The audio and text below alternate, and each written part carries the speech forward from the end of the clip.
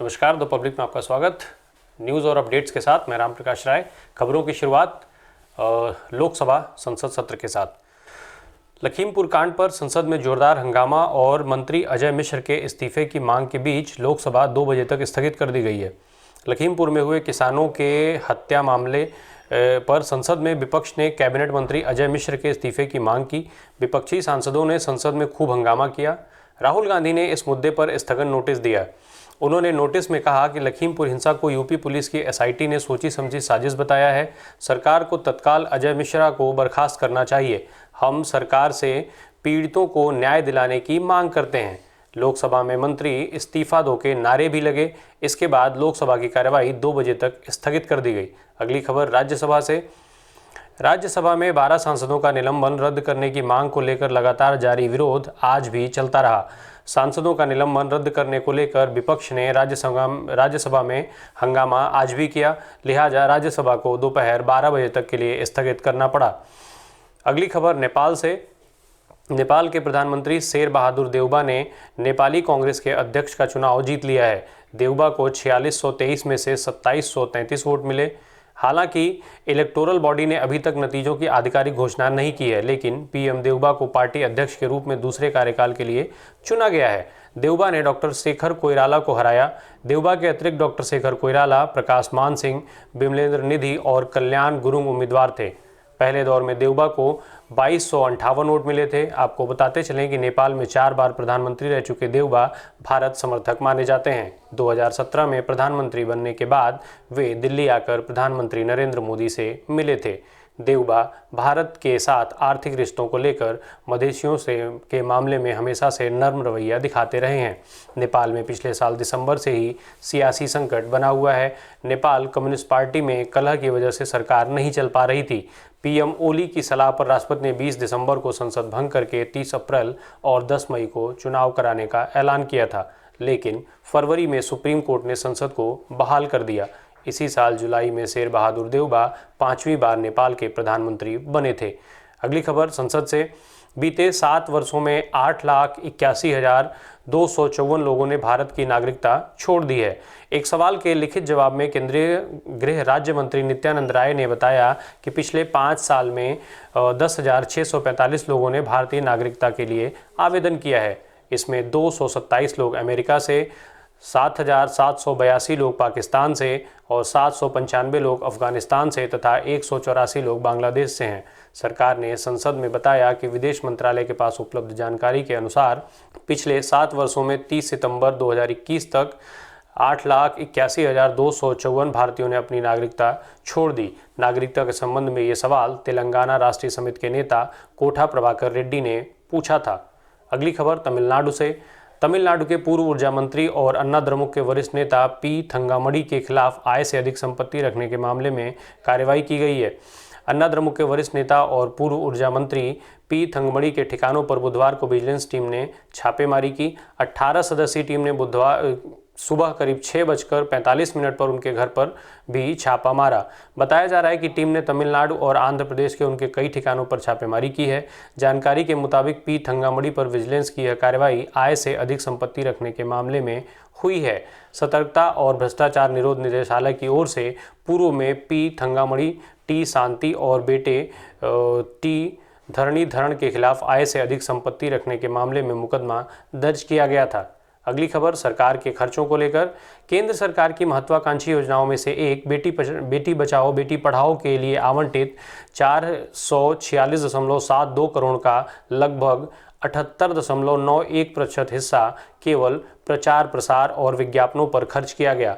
महाराष्ट्र से बीजेपी सांसद हिना विजय कुमार गावित की अध्यक्षता वाली समिति ने लोकसभा में बेटी बचाओ बेटी पढ़ाओ योजना को लेकर अपनी रिपोर्ट पेश की। कमेटी ने कहा, बेटी बचाओ बेटी पढ़ाओ के संदेश को लोगों के बीच फैलाने के लिए प्रचार प्रसार जरूरी है, लेकिन योजना का उद्देश्य भी उतना ही महत्वपूर्ण है। समिति ने अपनी रिपोर्ट में बताया कि साल 2014-2015 में अपनी स्थापना के बाद से 2019-20 तक इस योजना के तहत 848 करोड़ रुपए के आवंटित बजट में से 622.48 करोड़ रुपए राज्यों को जारी किए गए। लेकिन राज्यों ने केवल 25.13% फंड यानी 156.46 करोड़ रुपए ही इस योजना पर खर्च किए। बेटी बचाओ बेटी पढ़ाओ योजना ग्रामीण इलाकों में बच्चों के लिए लिंग भेदभाव को खत्म करने के उद्देश्य से चलाई जा रही है। अगली खबर कोरोना की। भारत में ओमिक्रॉन वेरिएंट से संक्रमित होने वाले मरीजों की कुल संख्या अब 61 हो गई है। कोरोना का नया वेरिएंट ओमिक्रॉन भारत में भी तेजी से फैलता दिखाई दे रहा है। आज संक्रमित हुए 8 में से 7 मरीज मुंबई से हैं और एक बसई बिरार से है। खास बात यह है कि इनमें से कोई भी विदेश नहीं गया है। विदेश यात्रा की इनकी किसी भी प्रकार की कोई हिस्ट्री नहीं है। इनमें महाराष्ट्र सबसे अधिक प्रभावित राज्य है। यहाँ अब तक कुल 28 मामले मिल चुके हैं।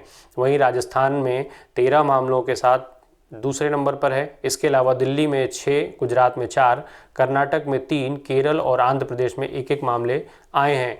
नए वेरिएंट से बढ़ रहे संक्रमण ने सरकार की चिंता बढ़ा दी है।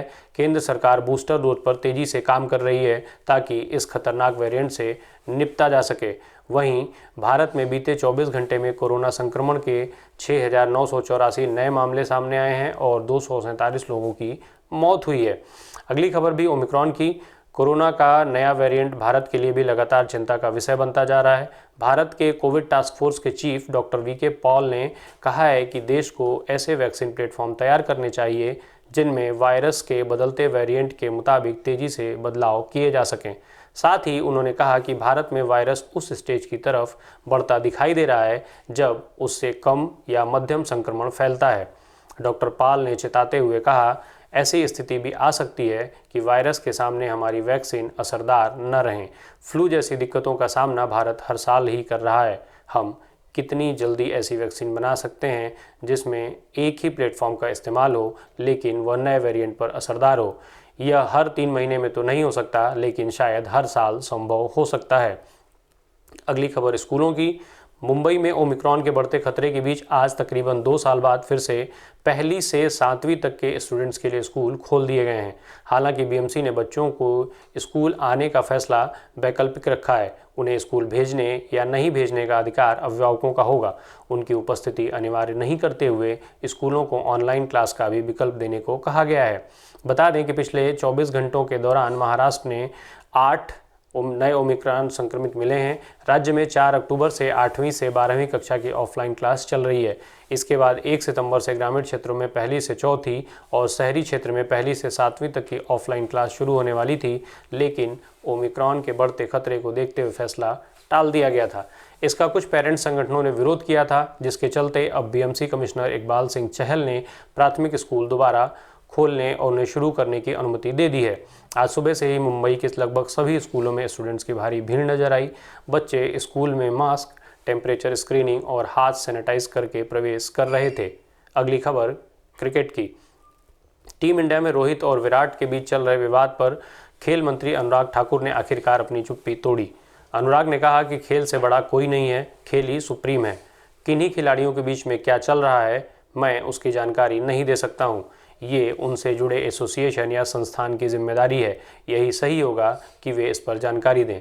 आपको याद दिलाते चलें कि साउथ अफ्रीका के दौरे से पहले ही रोहित और विराट के बीच मनमुटाव की खबरें आ रही हैं।